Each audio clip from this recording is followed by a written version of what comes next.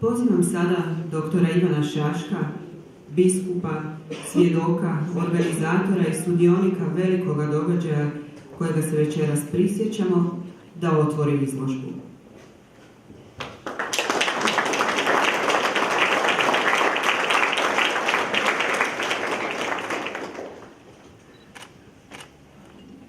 Moje je ponajprije ovdje čestitati i zahvaliti ogranku Matice Hrvatske u Mariji Bistrici, svima onima koji su u suradnji sa svetištem, nacionalnim svetištem i s prečasnim Domagojom, pa i u suradnji s Uredom za kulturna dobra naše nadbiskupije, ostvarili ovu izložbu. Hvala vam puno.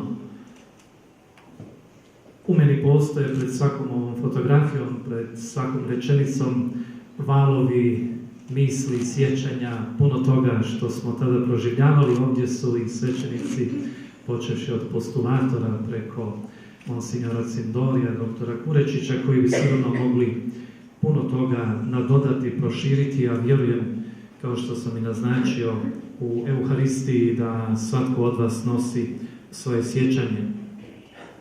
No, ima nešto što mi se čini važnim. Ponajprije zbog toga što se povijest iz povijesti same ne može razumjeti. Naime, postoje trenuci u našem osobnom životu, u životu obitelji, u životu crkve i naroda, koji su gotovo zgusnutost trenutaka, zgusnutost vremena, tu gdje se sažima puno toga i gdje riječ to ne može do kraja izraziti. I ovdje smo prošli pjesmom, stihovima, slikama, zvukovima, mislima, upravo kroz taj spomen. I vjerujem da je istina ono što su mladi ovdje rekli stihom. Pitanje je koliko ćemo to začeto u sebi uspjeti nositi i koliko ćemo donijeti plod. I mene raduje upravo ono što smo vidjeli večeras, da se nakon 20 godina nalaze među nama mladi koji nisu tada rođeni.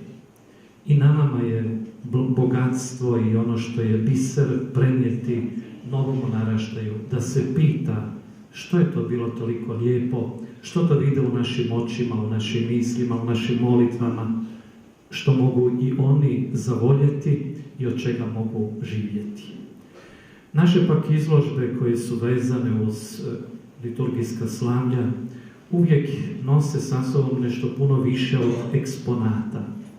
Ovdje pred nama su već sada oni predmeti koji su postali relikvijama. One su dodir živog tkiva crkve po svojim blaženicima i svetima. Tako naše riznice nisu tu da bi skupljale neko materijalno blago, nego su tu da bi bile trajna poveznica između neba i zemlje.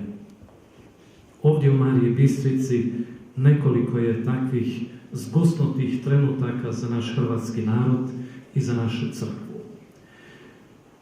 Svakako da je 1998. i ti listopadski dani takav trenutak koji je neopisiv, koji prevaljuje svaki osobni život i koji nas upućuje dalje prema vječnosti.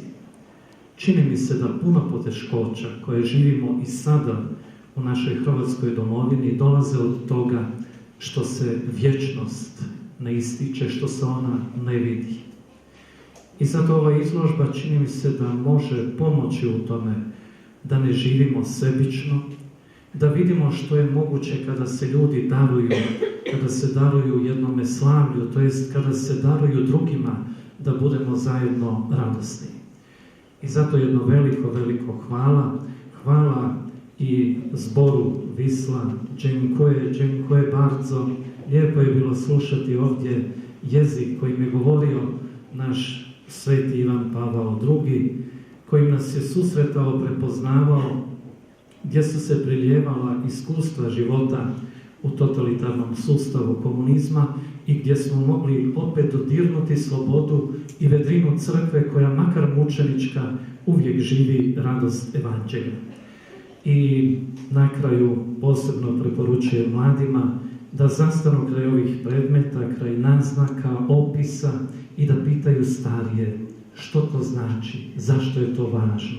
Da bismo taj spomen prenosili kao dragocjenost, ponavljam, obitelji crkve koja se nosi sa svojim poteškoćama i pitanjima, ali ponajprije živi od dara koji nam Bog daruje u vječnosti, ali i ovdje.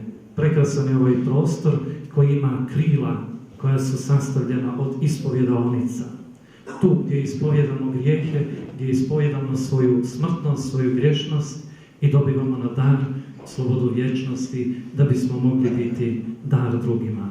A to je bit ove izložbe i svatko tko će prolaziti u Vuda vjerojatno će s jednim osjećajima ulaziti do ispovjedaonica, gledati izložbu jednim očima i vraćajući se nakon oproštenja promatrati se ovo sasvim drugim očima srca koje zadobiva slobodu.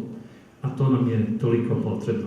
Zato hvala lijepa i otvorite srca prije nego što ja otvorim izložbu. Hvala.